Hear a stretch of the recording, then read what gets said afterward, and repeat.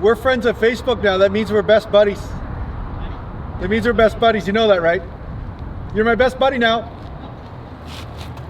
I'm serious. If you're friends on Facebook with me, we're best buddies. You might not know that we're best buddies, but in my mind, we're best buddies. The other thing is too, there's a lot of people that don't like me, but I've decided to like them anyway because nothing can get in the way of me liking them. I mean, it's okay if they don't like me, but I can like them. And how that's a benefit to me is that I still get to like them. Train the muscles, not the joints.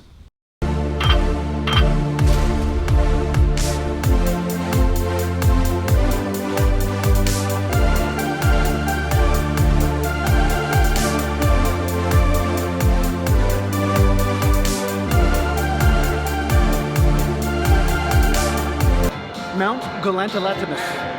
That's what it said, Mount Gallant. So welcome back to Natural Gallant Bodybuilding, and today I'm going to talk to you about combining rep ranges. So somebody asked in a Natural Gallant Bodybuilding group on Facebook, Feces book, whatever book it is, and they asked about combining rep ranges, and they said, should they combine rep ranges in the same workout, or should they do different rep ranges for each workout? Should they change the rep range for each body part or each exercise? Now here's the thing, there's no one answer to this, but I'm going to share with you what I do. Right? What I do is that I usually choose a rep range on a case per case basis based on how my body's feeling. So say I go into the gym and I know that I feel like strong as hell in the chest, like my shoulders, everything feels good, and it feels like I haven't done heavy weight in a while and I want to do the 120s or 130s on the flat press for dumbbells and stuff, then I'm like, okay, that's what I feel like doing.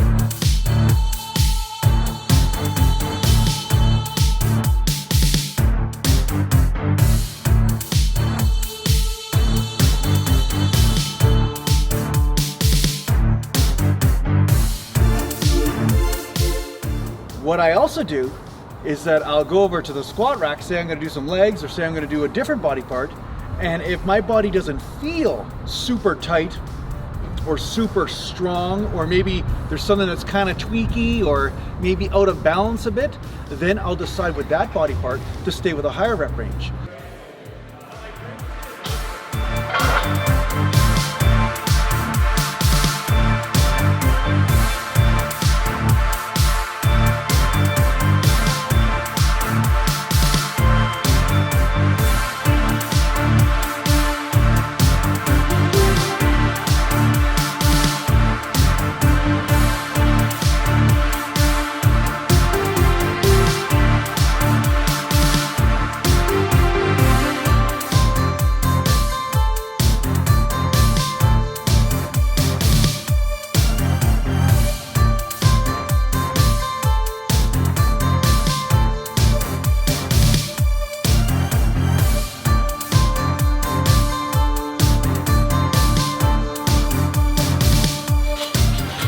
So I combine rep ranges a lot of times in the same workout because I'm training many different body parts. Sometimes I'm doing a whole body workout, sometimes I'm doing a half a body workout. You know, I'm doing the 2-day split thing. You guys know about the 2-day split. It's one of my favorite splits. I'm doing a 2-day split today, and I do it a lot, and then I go back to whole body workouts and I go back to the 2-day split. This is kind of what I do. I feel really good doing this. I also will sometimes, feel like my body needs a little bit of a break, and I'll just go do nice light workouts with 1 or 2 body parts for a period of time too, if I need to rejuvenate for a period of time. It just depends. The body goes through lots of different stages, right? So the big thing I want you guys to remember on this channel is awareness is first and foremost, and I want you to adjust based on what you're aware of. And I know that we're going to have blind spots. Awareness is always going to have blind spots because our awareness is expanding, right? But sometimes you'll notice like, the shoulder feels a little tweaky today. That's probably not a good day to do a max press with your shoulders or do, 5 reps just straining your ass off. That would be a good day to do some rotator cuff exercises, or maybe it's a good day to stay with 25 or 30 reps for shoulders, right?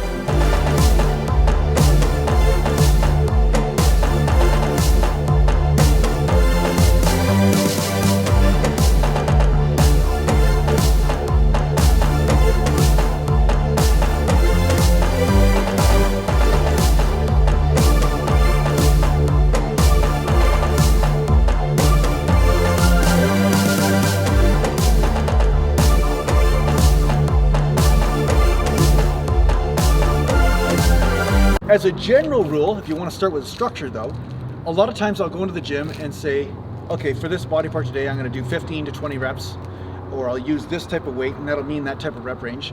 And then with a different body part, I might have an intention of saying I want to stick to 10 to 15 reps, and then I'll vary it up. Then the next time I go in the gym and I do these body parts, then I'll change the rep range up. With bent over rows, sometimes you'll see me just do 225 for bent over rows. Sometimes you'll see me do 315 for bent over rows. And of course, that will change the amount of reps that I can get. This is something that I do consciously because I notice that doing higher rep days with a body part, and then when I go to do lower rep days, I get more results. So there's a synergy that happens between the two. But just because you're doing chest heavy doesn't mean you can't do back light or vice versa. Like, you can do different rep ranges for the different body parts. Now, for purposes of structure, with the 2-day splits, I basically give you the rep ranges for the overall body. It's just easier for people to wrap their mind around, to know, okay, this is the main goal, and they can make adjustments based on how they're feeling, but really the main goal is to stick to this rep range for these body parts. Now, when I prescribe a rep range, like say I say do 10 to 15 reps on the bench, I'm assuming you're choosing a weight that you can only get 10 to 15 reps with, like rate to failure, like you're going as close to failure as you can safely, and then the amount of reps you get falls within that parameter of that rep range. There's 3 different ways that I structure this. One way that I just talked to you about, sometimes I'll just choose different rep ranges for different body parts, and then the next time I go train that same body part, I will do a different rep range than the one I did in the previous workout. Another way is that I choose to do just one rep range for everything, right? And then another thing I do is I will do heavy in the beginning of my workout, and then I will do strip sets and do lots of reps, right? So I'll do my heavy work first after I've warmed up. That's really important. Make sure you're warm if you're going to do your heavy sets. Just because I'm doing 5 reps on the bench doesn't mean I'm trying to conserve so much energy that I'm not getting a proper warm up in, right? So I'll do 2, 3, 4 sets of making sure there's blood flow in the shoulders and in the pecs and everything to make sure that I'm warmed up. So that way when I go to the heavyweight and say do bench press with 315 for a set of 4 or 5 reps or something, I'm ready for it. I'm not just, jumping into it, right? So I'll do the heavy weights first, really hit the muscle, and then I'll progressively lower the weight as my sets progress, right? So say I do set number 1 with 315, set number 2, 315, set number 3, 315. I feel like I wore myself out, then I'll go down to 225 and just rep out for 2 or 3 sets and get those slow twitch fibers. So that's another way. Sometimes I'll combine rep ranges in a workout. I don't always do this, but sometimes I feel the need to. And each way that you train will change how your body adapts and will hit different muscle fibers. So that's why you want to vary this up. Sometimes you do want to do the combination rep range workouts in one workout. And then other times you want to do just one type of rep range in a workout. See, people are waving to me outside the gym. So this is the weird part. So you guys don't really understand my reality. You're sitting watching me on YouTube, and then I'm out here in a parking lot talking, and then people just like waving to me in the window like I'm an animal in the zoo. It's kind of strange. I'm a Gallantian, so that's an animal. Mountain. The bottom line is that I'll do one rep range one day. Jason, Gallantian! So I'll do, see what I mean? So there's, anyway, so sometimes I'll do one rep range one day, 10 to 15 reps or 5 to 10 reps, whatever. Then other times I'll change the rep range with different body parts. I'll do 5 to 10 reps for one body part, 20 reps for another body part, that kind of thing, depending on how they feel. And then other days I'll combine all the rep ranges into one workout, where I'll do heavyweight and then I'll progressively move down in weight, so that way I can keep on pumping blood into that muscle, right? So, how's it going, Sam? Sam's watching this video. You can see that I'm waving to him right now. He's making motions at me. So yeah, so that's how I do it. So if you guys have any questions about reps and stuff, this is mainly how I do it. I do outline this in the 2-day split programs. I do outline this in all my programs on the site. I talk about which rep ranges to do and everything. And yeah, check that out if you want. And the last thing I want to say is that somebody was asking me about a cut, whether it's safe to do 2-day split on a cut. And I would say, yeah. I'd say frequent training, especially when you're doing the main 3, like the back, the chest, and the legs, I find there is a metabolic boost from doing those body parts more frequently, even if you're doing less volume.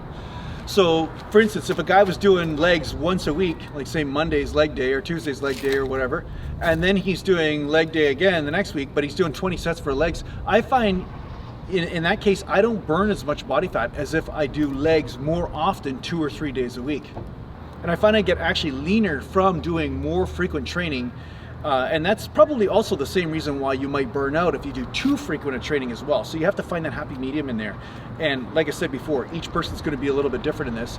But as a general rule, yeah, the 2-day split is safe for a cut, and it's actually very effective. So I hope this helps you out with your training. Thanks a lot for watching. If you need to get hold of me, just go to naturallandbodybuilding.com and take care for now. And oh yeah, thanks a lot to you guys out there that signed the petition for no rock quarry in Harrison Hot Springs.